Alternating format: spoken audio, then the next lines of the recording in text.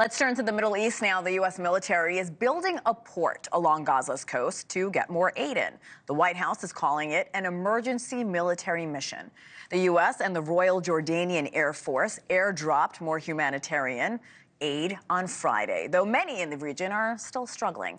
This is all happening as U.S. Navy shoots down another round of Houthi-based attacks in the Red Sea. NewsNation's Robert Sherman is live in Tel Aviv with the very latest. Robert, great to see you, my friend. So what is the latest with the ceasefire deal? We were hoping there would be an agreement by tomorrow. That's when Ramadan starts. The president not too optimistic at this point. Yeah, we've definitely seen optimism crater in recent days that Ramadan deadline is going to be met here, Hena. But still, you have mediators and all parties holding on to that cautious optimism that a deal is going to be able to get across the finish line at some point. You heard the president of the State of the Union talk about how important this was to him to not only get humanitarian aid into Gaza, but also to get the hostages out. There's over 130 of them still being held inside of the Gaza Strip at this hour.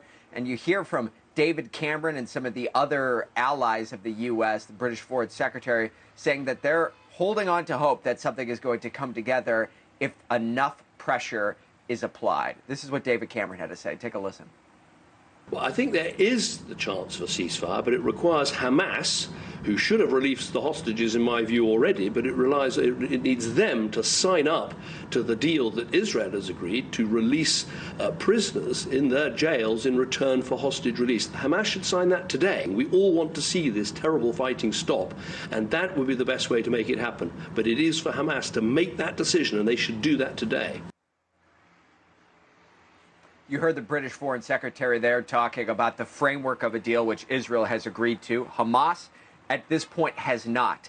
So in terms of where we go from here, that all remains to be seen in the coming days, but those conversations still ongoing in the background, Hena.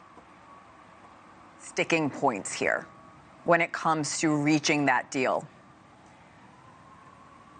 I mean, the big things here at Hena is that we've heard from the Israelis that they want a list of all the hostages who are alive and dead before they make any arrangements or any truce agreements. Hamas is refusing to provide one. On the other hand, Hamas wants a deal that's going to end the war and that is going to see a total withdrawal of Israeli troops from Gaza.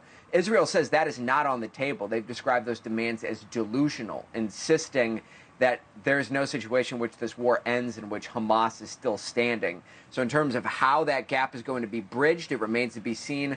But you've heard from the State Department this week saying that they do not believe the differences between these two sides are, quote unquote, insurmountable. Hena. Robert in Tel Aviv. Thank you so much, Robert.